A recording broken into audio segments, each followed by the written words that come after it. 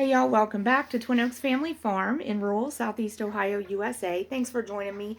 I'm Melissa, and this is our either last or next to last video featuring live meat birds during 2023. We will have more meat birds in 2024, and we've planned some other YouTube content for the remainder of 2023, but this is the last flock in production for our small commercial poultry operation here at Twin Oaks Family Farm. So we're getting a video on them this evening. Want to show you them on feed withdrawal day here, the day before they go to processing and will be slaughtered and processed into poultry. So want to show that.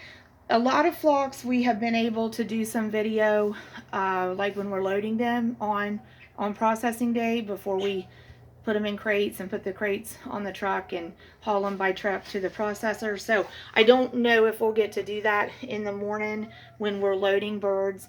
You know, sometimes it's just hard to do that, and it's been a couple of cold nights. If it's super cold, you know, we may not be able to work with the birds and the camera and all the things. So anyway, so this is either the last or next to last. If we can get some video before we transport them, we'll do that. But we want to, on this video, briefly kind of overview of about 3 things: feed withdrawal day, processing day, for at least for us as producers just taking our birds to a processor, and cull birds, C-U-L-L, and what that means in terms of poultry production and flock management, for us anyway, in our operation. So we are going to look at the birds.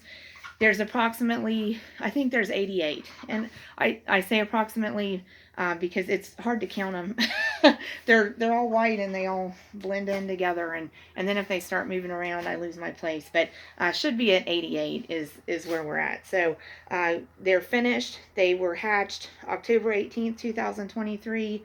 We're recording on November 29th, 2023, so they're 43 days old, going to processing at 44 days old. So, and we're very satisfied with them. And they're a flock that we call straight run, meaning there's males and females that we didn't request only males or only females from the hatchery that we bought the chicks from. We agreed to take them straight run, meaning as hatched, there'd be a undetermined number of males, undetermined number of females. We just take them as hatched from the hatchery. So we do like, and this is just me sharing this information. We're not reaping anything from sharing this.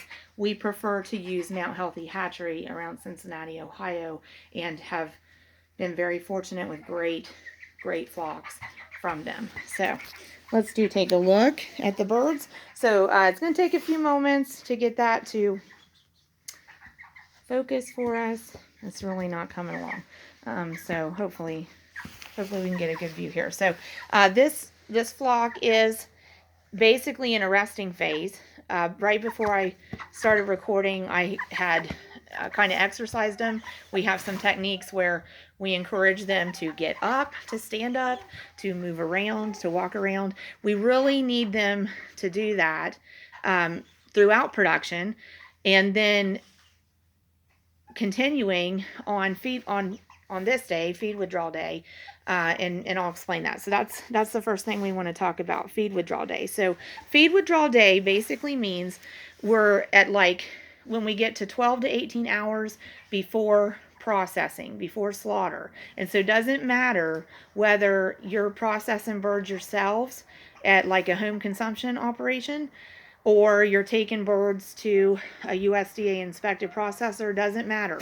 Before the birds go to slaughter, about 12 to 18 hours before that time, we need to take the feed away from the birds. So we need to either plan ahead with the feed so that they finished it all up, cleaned it all up about that time frame, 12 to 18 hours prior to their processing, or if there's feed left in their finish area, whether it's, you know, indoors like our system or in a chicken tractor, if you've got added feed in there, we need to take it out.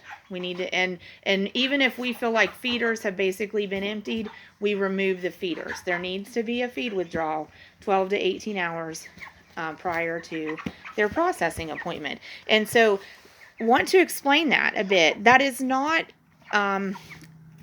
being cruel to them. That's not an animal cruelty issue at all. Actually, it's a sanitation issue. And we take the feed away to give the birds time to digest and eliminate all of the feed that they've consumed. And we also don't want them continuing to consume feed all the way up to processing, because we don't want any undigested food in the bird's crop whenever it is being slaughtered and processed. And we really don't want any uneliminated waste stuff in the bird's system, intestines, what have you, when the bird is going to slaughter and processing. Because if there's undigested feed, or if there's uneliminated waste stuff in the bird, there is a chance that that's going to get spilled into the slaughter and processing area, and that's not sanitary, not hygienic. So we want to eliminate that possibility. So we do feed withdrawal. And so battery is draining, so it may cut me off, but we're going to try to go on. So that's feed withdrawal. Then processing. We take ours to a processor, so we have an appointment for that. In order to do that, we load them into crates like these. This will fit 8 of these finished Cornish Red Cross meat chickens here. So 88 birds, we'll use about 11 of them. We'll actually load those onto trucks when the birds are in them. You load the birds. We do it one at a time by hand. Close the lid up, put it on the truck, secure all the crates to the truck, and haul them by truck to the processor. So that's what processing entails for us, because we take them to a USDA inspected processor. Also mention culls.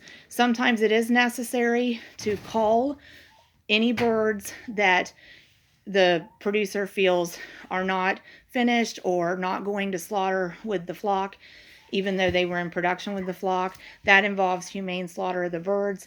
In general, we use that practice as well. Sometimes we experience some failure to thrive and heart distress in flocks that had chill stress early on in their production. So we do actually have one in this flock that is expected to be culled later on this evening, because our kind of perspective for processing day is if they're living, they're leaving. We want to be able to load them as a flock and get those crates on the truck and get them there as quickly and safely as we can to the processor. And in our case, that's about an 1.5-hour drive. So other thing about feed withdrawal day leading to processing day is we need to keep water to them, even though we've taken food away, and we need to keep them moving some if at all possible, because just like us, exercise and hydration helps encourage digestion. So, hey, that's that, and we appreciate y'all. God bless you. May all your chicken dinners be winners, baby. Thanks so much for your time and effort to support Twin Oaks Farm Poultry on YouTube. Please join us again.